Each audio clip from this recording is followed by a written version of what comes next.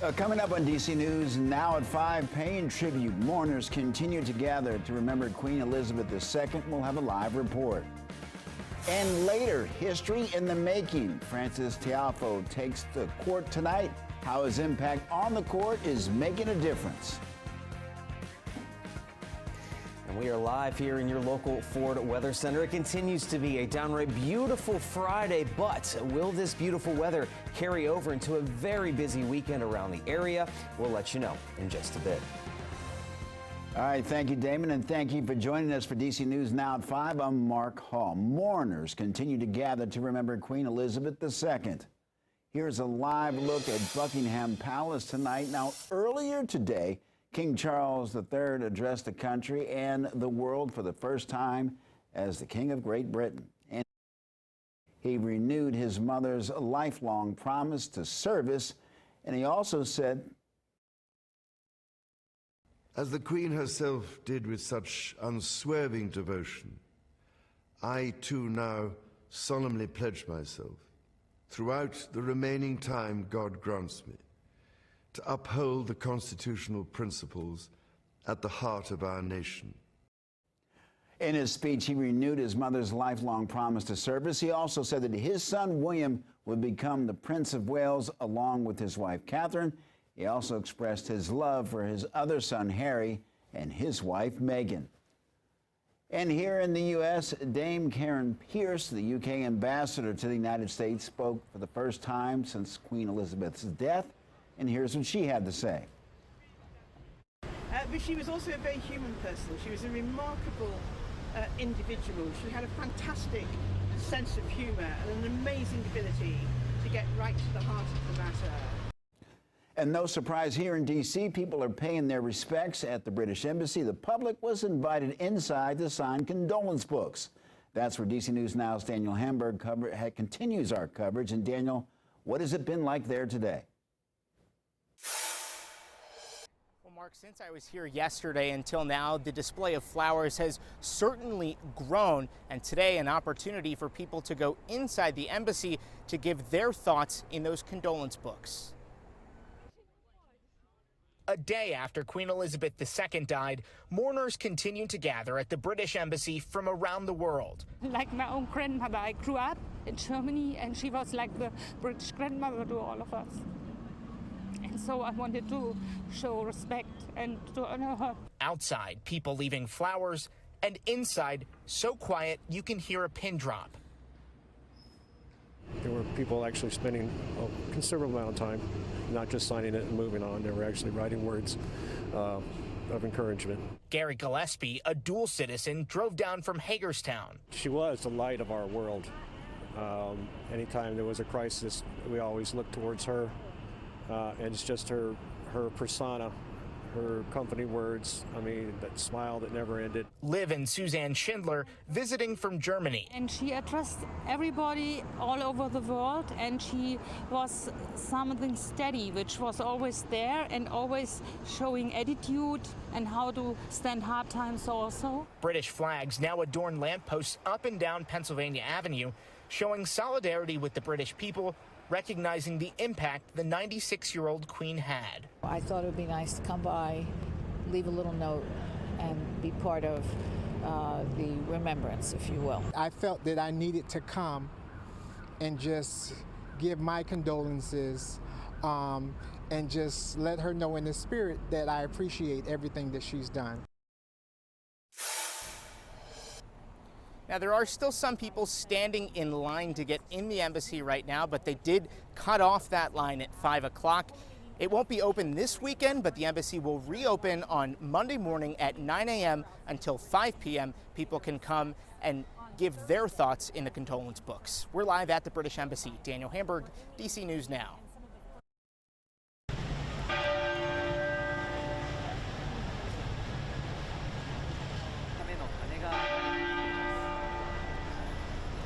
Here's how many UK residents found out the Queen had died. All church bells were ordered to toll for an hour straight to signify the death of the monarch.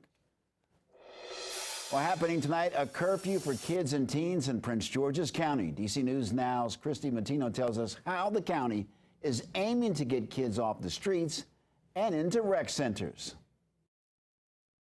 Well, that curfew is Sunday through Thursday, 10 p.m. to 5 a.m. and Friday and Saturday from midnight to 5 a.m. That takes effect today, Friday. This is a flyer of the open house events being held by the county's Parks and Recreation Services this weekend. They'll be hosting 2 events, both tonight and Saturday from 7 to 10 p.m. And it's all in an effort to provide a fun, safe, and educational space for these kids to come to. And as this curfew is set to start, Extreme Teens is preparing for a potential increase in the number of kids coming to the rec centers. Their main priority is increasing their outreach to bring more of these kids into the program. Part of that campaign is to get back into the schools to help spread the word. Really talking to the staff, say, hey, be prepared. So this weekend, Friday and Saturday, we're having our teen open house to really reintroduce teen night back into the communities. Hopefully from there we can really get in, go into a lot of the back to school nights between this week and next week. We'll hopefully draw that so we can actually connect with the parents too. It's a pretty fun place. I got to shoot some hoops myself yesterday. Not well, but I did get one in eventually. Teens can take classes in dance, music, and physical activities like swimming and basketball. And of course, the potential for more kids means a need for more staff. The Extreme Teens program tells me they're working on hiring more people to help accommodate that potential increase. They're also asking outside agencies to bring in workshops and sponsorships to help support these programs as well. In studio, Christy Matino, DC News Now. Thank you, Christy. In Montgomery County, 5 people have been arrested for illegal gun possession. Montgomery County police have arrested these people, including a 14-year-old boy. Police found several guns, from a Sig Sauer handgun and a Glock and ghost gun. Well, a tragic story out of Cecil County, Maryland today. A man and a woman and 3 children were found shot and killed this morning at a home in Elk Mills. Cecil County police say that they received a call from a man who said the 3 children and the woman were shot. When they arrived, they found a man dead in the garage and a handgun. Police didn't say what the motive could have been, but did say that they had not responded to the home in the past. The identities of the victims have not been released. Well, the shooting happened on Hebron Court, which is a couple of miles away from the Delaware border. Well, the FBI addressing threats specifically targeting historically black colleges and universities across the country. Officials say that they have made contact with schools, and so far over 50 HBCUs have experienced similar threats this year. The FBI says that they will not tolerate anyone attempting to introduce fear in any community. It comes weeks after a second bomb threat prompted evacuations at Howard University. Well, Damon, the weekend is here. What can we expect? Well, Mark, I got some good news to start out the weekend, but then, of course, we got to watch out for a few changes coming after that. So far on this Friday, it has been downright spectacular. We continue to have a very sunny sky, a few clouds here and there, but that is about it. No worries as we go off toward the weekend, and all that sunshine has brought the temperature up to the highest point we've had in a few days. After all the cloud cover and rainfall kept us in the 70s, we've jumped up into the low 80s right up and down the I-95 corridor and back into our western counties as well. Pretty much everybody in the mid-Atlantic and Northeast also in the same boat. And as we go forward through the rest of this evening, whatever your plans are for this Friday night, it is looking very, very nice. We're going to have that mostly sunny to mostly clear sky. Temperatures will start to fall off a bit once that sun goes down as we cool off through the 70s, and then likely see those low temps in the 50s and 60s later tonight. But it's not going to be this nice all weekend. We have a couple things. First and foremost, we have all of these coastal flood advisories. We've had that fresh rainfall over the last couple of days, plus we're seeing the water get churned up in the Atlantic because of Hurricane Earl. So at high tide, we could see a little bit of flooding along some of those coastal spots near the tidal Potomac, even reaching back to the DC Metro and along the Chesapeake Bay shoreline. Many of these go into the morning on Saturday, ending at various times tomorrow morning. Now, that is the minor thing we're keeping an eye out for, but here is what we're really focused on. By Sunday, we're talking about plenty of rainfall rolling back into the area, and there is a threat some of it could be on the heavier side, hence this level 2 risk already from the Weather Prediction Center for excessive rainfall that could lead to some localized flooding. So when exactly should we expect this rainfall to roll back in is going to interrupt your weekend plans. We'll let you know in your full forecast coming up here in just a bit. Okay, thank you, Damon. President Biden is celebrating a bipartisan boost to manufacturing. He visited a construction site of a new multi-billion-dollar computer chip plant in Ohio and emphasized that more are coming. Hannah Brandt is in Washington and has the latest.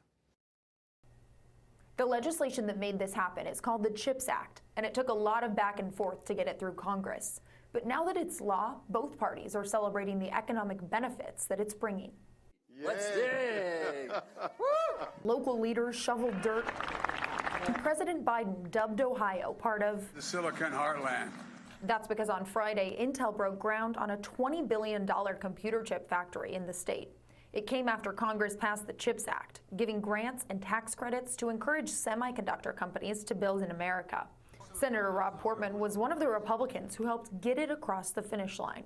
We begin to close America's competitiveness gap that has grown dangerously wide. Lawmakers say the move will help grow the American economy, strengthen the independence of our supply chains, and improve our global competitiveness. Democrat Senator Sherrod Brown says it's a new chapter for the country. The technology of the future won't just be developed in America. We're really good at that. We've done that for generations. It will be made in America. Other semiconductor companies have announced plans for factories in states across the country, and President Biden says these investments are important victories for the country. There is nothing, not a single thing beyond our capacity as a nation if we do it together as the United States of America. Ohio is also in the middle of a really tight Senate race, so President Biden's visit has political significance as Democrats fight to keep control of Congress. In Washington, I'm Hannah Brandt.